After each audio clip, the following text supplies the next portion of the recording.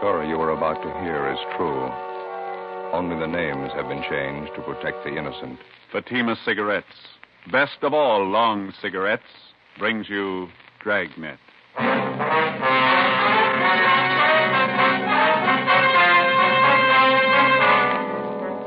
You're a detective sergeant. You're assigned to narcotics detail. A gang of veteran dope peddlers moves into your city. They offer $100,000 worth of heroin for sale. They make their contacts. They're ready to do business. Your job, stop them. You'll be amazed when you compare Fatima with other long cigarettes. Buy a pack of Fatimas. You'll find they now cost the same. Light a Fatima. Your first puff will tell you... Ah, that's different. Yes, what a difference. In Fatima, the difference is quality. You see, Fatima is the quality king-size cigarette because it contains the finest Turkish and domestic tobaccos superbly blended. And Fatima is extra mild with a much different, much better flavor and aroma than any other long cigarette. Because of its quality, its extra mildness, its better flavor and aroma, Fatima has more than doubled its smokers coast to coast. Try comparing Fatima yourself. Fatimas now cost the same as other long cigarettes, but your first puff will tell you... Ah, that's different. Yes, in Fatima, the difference is quality. Ask your dealer for Fatima, the quality king-size cigarette. Best of all long cigarettes. Start enjoying Fatima tomorrow.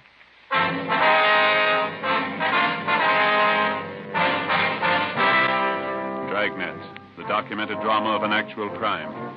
For the next 30 minutes, in cooperation with the Los Angeles Police Department, you will travel step by step on the side of the law through an actual case transcribed from official police files. From beginning to end, from crime to punishment, Dragnet is the story of your police force in action. It was Wednesday, June 24th. It was sultry in Los Angeles. We were working the day watch out of narcotics. My partner's Ben Romero. The boss is Thad Brown, chief of detectives. My name's Friday. It was 9:27 a.m. when I got to the Charing Cross Apartments on 12th Street. The side entrance.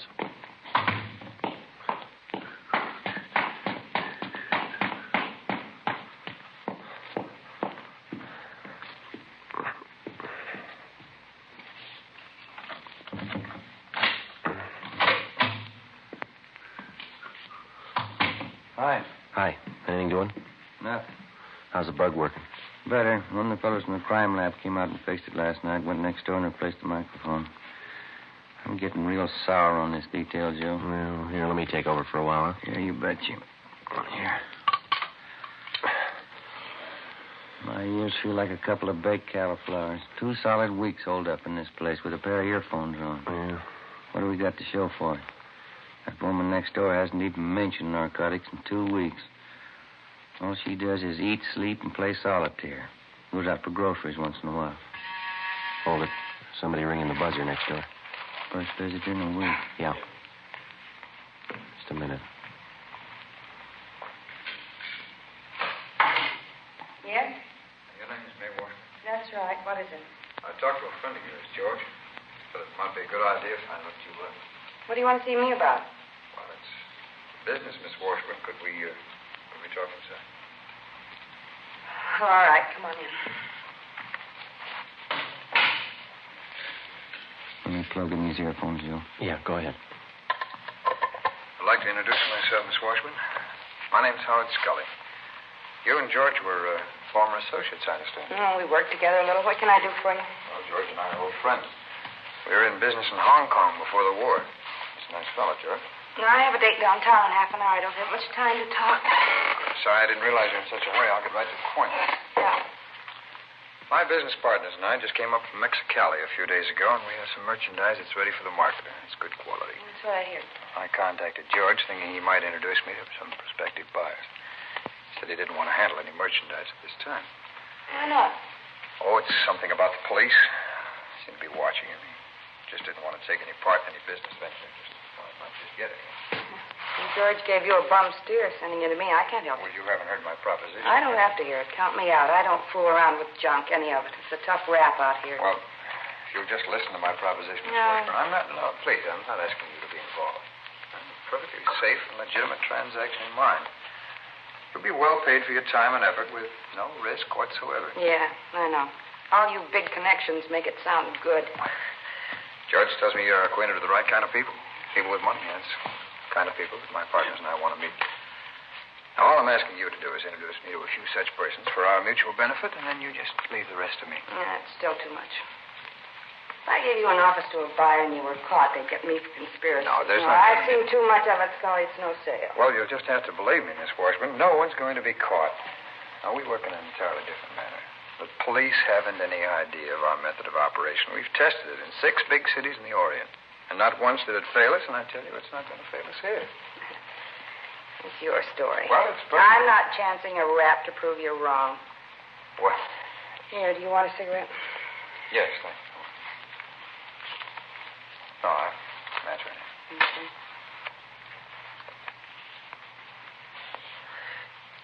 Thanks. Now, I'm only asking one thing, Miss Washburn. An introduction to the right party, and that's all. Now, you know my reputation. I'll make it well worth your while. If the connection is right, you can live on your take for the rest of the year. I don't have many friends. Just a few whom I guaranteed for my payoff. Well, I can deposit the money with George. He'll hold it until the deal is made.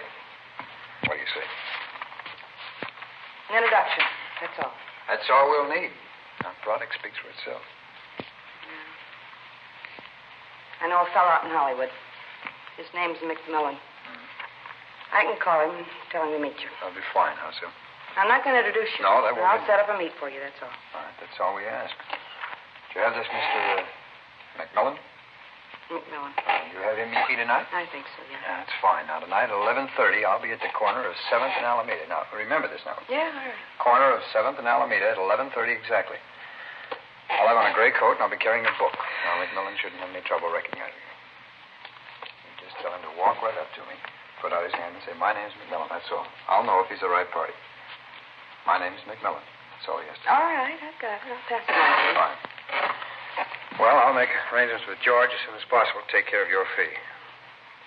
Thank you very much, Miss Washburn. Not at all. Just don't be too sure of yourself. The fuzz in this town could smell a by 3 miles away. You'll take care of the police, Miss Washburn. The system should teach them a few lessons.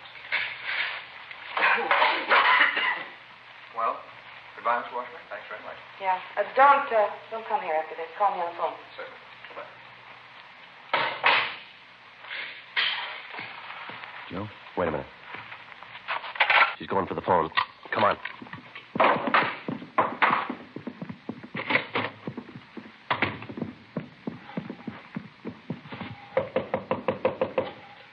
Just a minute. Try the door. It's locked.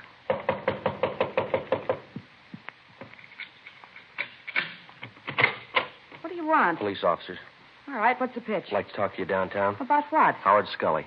What about him? We know why he was here. Get your coat, please. I haven't done anything. Come on, lady, let's go. I told Scully I didn't want in. He made the proposition, but I didn't buy it. You know that. I didn't buy a word of it. We did.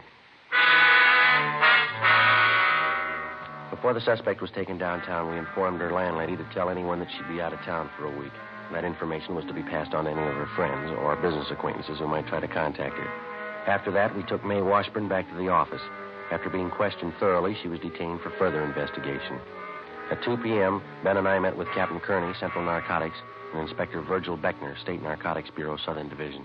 $100,000 buy, is that what they have in mind? That's the word around town, Skipper. Washburn girl told us the same thing. The Washburn woman was approached for an office, huh? Yes, that's right, Beck. She was ready to go when we picked her up. Pusher's Howard Scully, you remember him? About 9 years ago, wasn't it, the Tijuana deal? 8 or 9 years, yeah. That big heroin buy, they tagged every one of the gang but Scully. Yeah, he's no amateur. He's got every narcotic law in the book memorized. He sets the deals, takes the gravy, but he never gets tagged. How about the federal narcotics men, Romero? They've been briefed on this deal? I called Harry Stone over there this morning. They've been following it, too. Said he'd be over this afternoon. The setup of this McMillan guy. What do you think, Campbell? Clear sailing there, Beck, as far as I can see. Scully set up to meet with May Washburn. Ben and Joe grabbed her before she could contact McMillan. Unless Scully's got a Ouija board, he still must figure everything's Jake. Then we could have a man meet with Scully tonight and pass himself off as McMillan. Well, shouldn't be too much trouble. From the way he talks, Scully's never seen McMillan. Has no idea what he looks like. It's just a guess. Neither one of you are known to Scully, are you? I never met him or his friends. I worked that case last February when we grabbed Ray Murdoch. He used to be a mule for Scully. That's as close as I've been. Well, I'm afraid that's too close.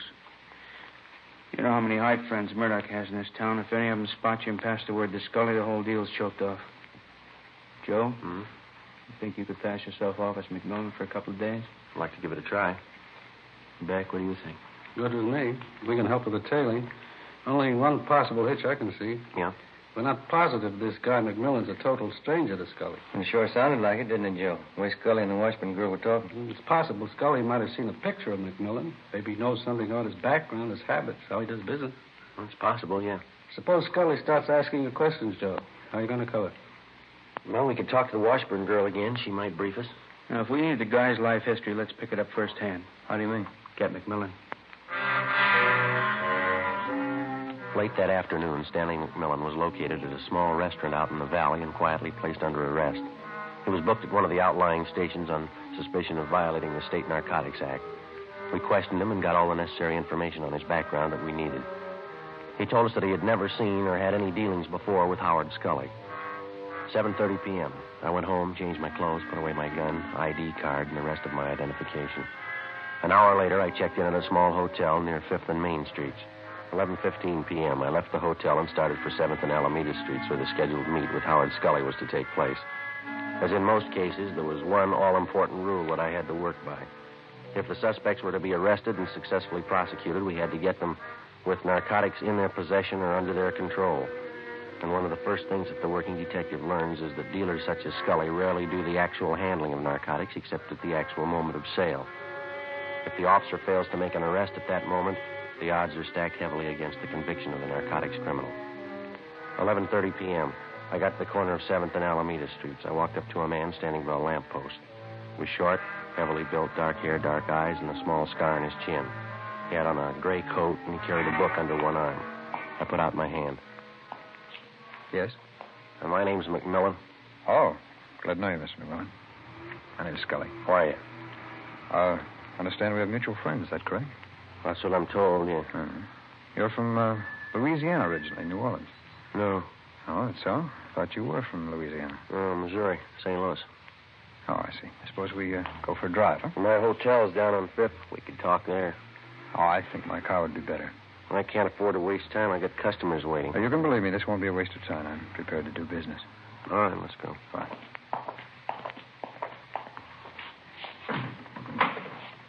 No, go ahead, McMillan. All right, thanks. Oh, will you raise that handle on the other side so I can get in? Yeah, sure. Fine. Thank you.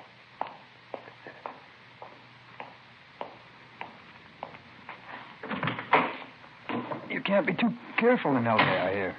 Yeah, that's right. There's a lot of heat. Oh? I hope none of it's on you.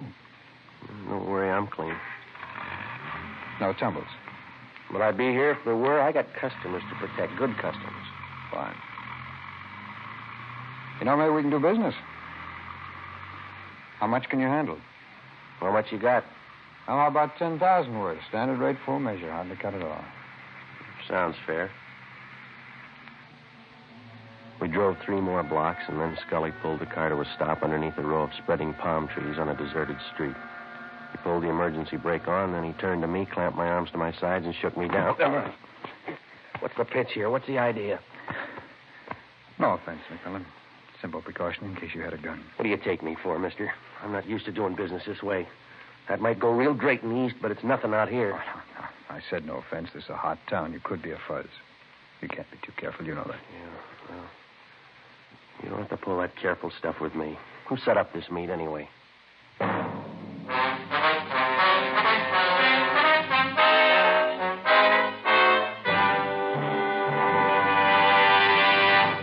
You are listening to Dragnet, authentic stories of your police force in action. Oh, no. Ah, that's different. Yes, what a difference. There's a difference you can hear, there's a difference you can see, but the difference in Fatima is quality. Yes, friends, when you compare long cigarettes, you'll find that in Fatima, the difference is quality. Quality of tobaccos. The finest Turkish and domestic varieties, extra mild and superbly blended to give you a much different, much better flavor and aroma than any other long cigarette. Quality of manufacture. Smooth, plump cigarettes, rolled in the finest paper money can buy. Quality even to the appearance of the bright, clean yellow package. Carefully wrapped and sealed to bring you Fatima's rich, fresh, extra mild flavor. Fatima's cost the same as other long cigarettes, but your first puff will tell you... Ah, that's different. Yes, in Fatima, the difference is quality. Ask your dealer for Fatima, the quality king-size cigarette. Best of all, long cigarettes. Start enjoying Fatima tomorrow.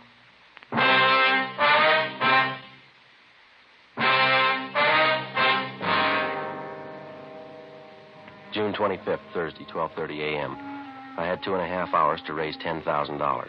The narcotics dealers, Howard Scully and his partner, Jim Rhodes, had laid it out for me. Either I had the money by 3 a.m. or there was no deal.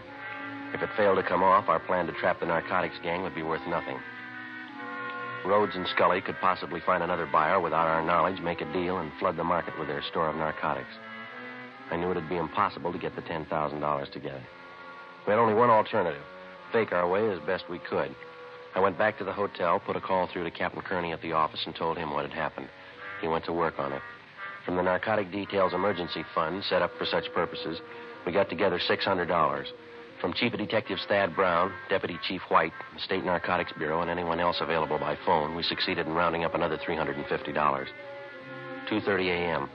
The money was tied in 2 small bundles, with hundreds, 50s, and 20s on top.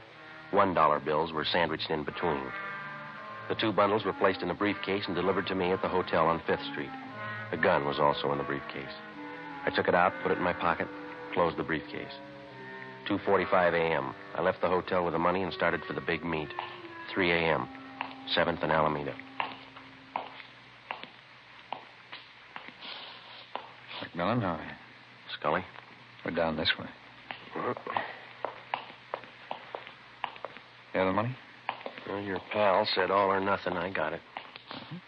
Let's have a look. How about the merchandise? We can check it in the cards right down here. Rhodes? All right. The money? Yeah, that's right. I got the money. Now, how about a look at this stuff? I'd like to know what I'm buying. We can stop on the way for a sample.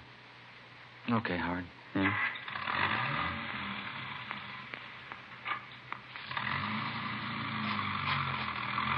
Care for some, McMullen? What do you got? Cashew nuts. Have some. Thank you. There's lots of heat in this town. Cops as thick as flies. Yeah, that's right. Rough time. I gotta be careful.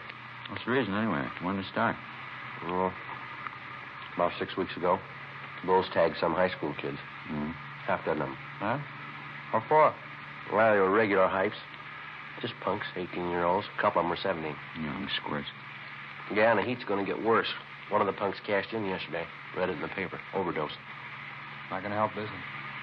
Well, I'll tell you one thing. I'm playing it close. I got good customers, and I'm not going to risk my neck. How much stuff do you think you can handle a month, McMullen? No thanks, no more. Oh, I got about 30 mainliners. They're regular and they're short. 8-10 ounces a week, but they like good stuff, no alley hype junk. Howard must have told you that's all we handle, good stuff. If it goes right, we could make it a permanent connection with you. Well, I'd like to see what you're offering first. We'll have a good look. All right, Howard, you know where to pull up. Yeah.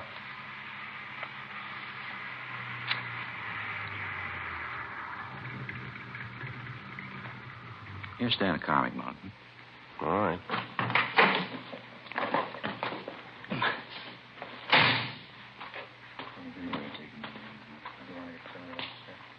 Yeah.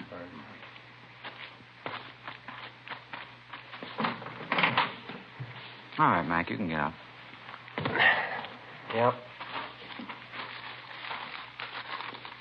There you go. Some of the best white stuff you've seen in a long time. Satisfy yourself. Okay. All right. Okay, it's standard. It's all good. Not just that sample. Okay, I'll go. Okay, now how about the money? All right, have a look. There you are. 1 stack. 2 stacks, hundreds, 20s, 10s. A few 5s in there. It's $10 grand. Satisfied? Okay. Jim? Right. Oh, excuse me, Mac. Just a minute. I'm just checking. What do you think you're doing? Get your lousy hands off of me. Now, no offense, McMillan. These are simple precautions. Precaution's nothing. We're doing business, aren't we? You shook me down once tonight. Now, how many times are going to take you? No offense, Mac. He's just checking, that's all. All right, then. Suppose I fan you two down. I got the dough. How do I know this isn't a hijack deal? Now, come on. This business works both ways. Either we have a deal or we don't. We play ball on both sides or not at all. I'm getting sick and tired of taking second place. Okay, Mac. Okay, take it easy. Forget it, Howard. Let's all go back to the car. Sure. I'm sorry, Mac. No offense. Yeah.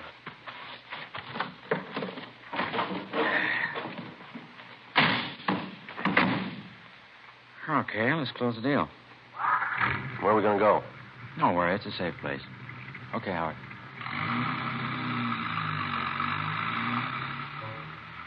3:35 a.m. In another hour, it'd start getting light. I knew they'd planned to have the buy take place before then. According to our plan, Ben and Sergeant Hunt, along with the other team of men from the State Narcotics Bureau, they were to tail us to the place of the meet and move in on a signal from me when the buy was actually in progress. 3:45 a.m. Scully drove out North Figueroa onto Pasadena Avenue and turned right onto Avenue 43. We headed up Montecito Drive. The area became more deserted. There were no homes around, no buildings of any kind to provide cover for anybody that might be following.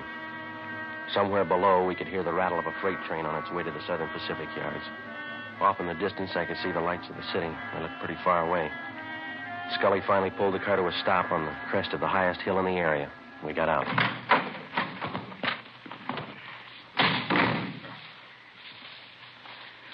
What do you think, Mac? Well, a nice view. Yeah. Spent a long time finding this spot. Foolproof. Yeah? Bring him over here, Jim. Let's show him. Come on. See there? Clear view of everything down below. At least half a mile in every direction. No chance of getting trapped up here. Pretty smart.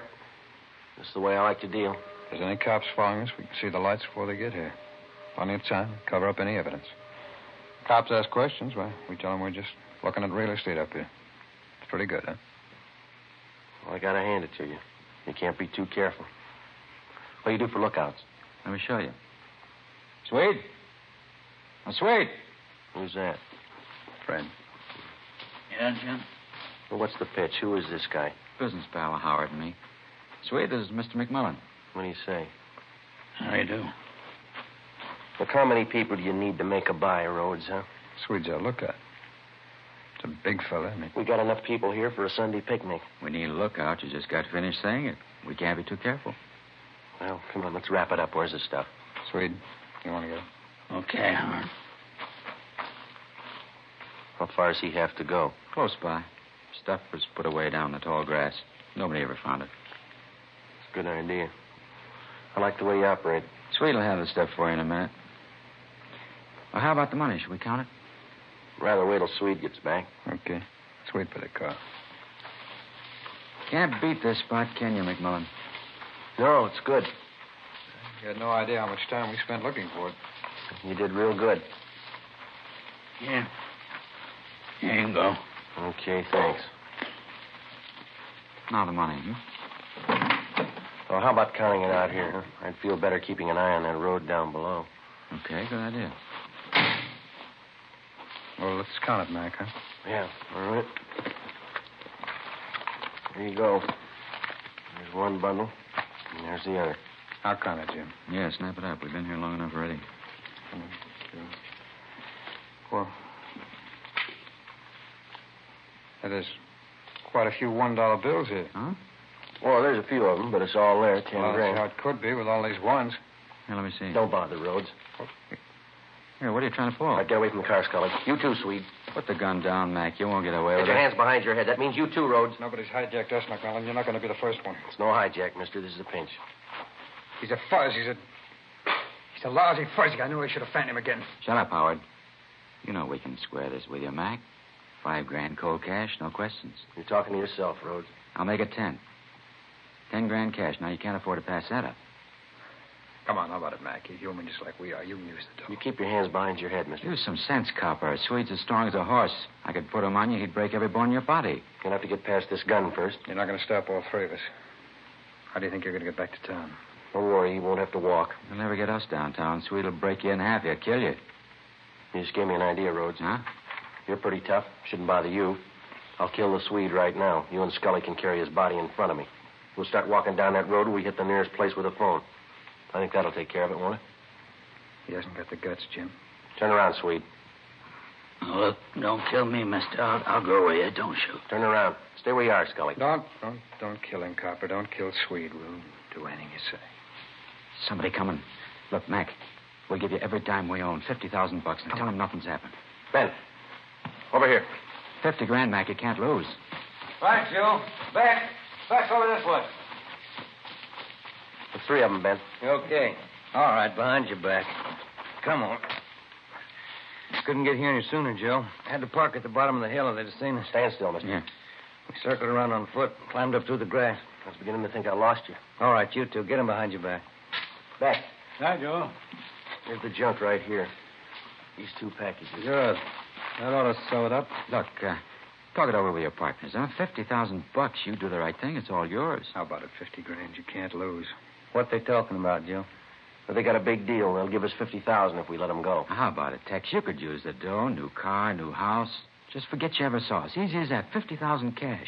What do you say, Tex, huh? Sorry, you got the wrong man. What? My name ain't Tex.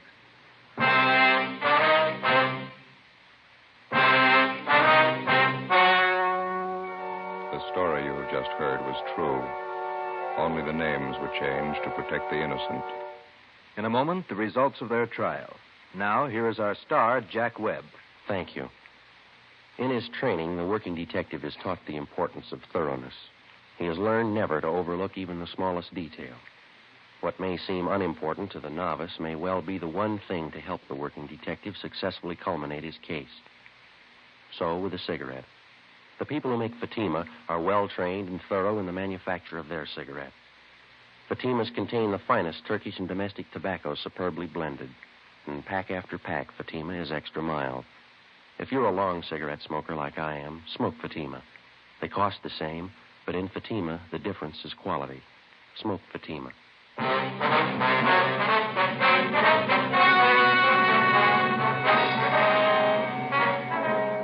May Washburn, Howard Lewis Scully, James Henry Rhodes, and John Swede Nelson were tried and convicted. They received their sentences as prescribed by law and are now serving their term in the state penitentiary. You have just heard Dragnet, a series of authentic cases, portions transcribed from official files. This is NBC, the National Broadcasting Company.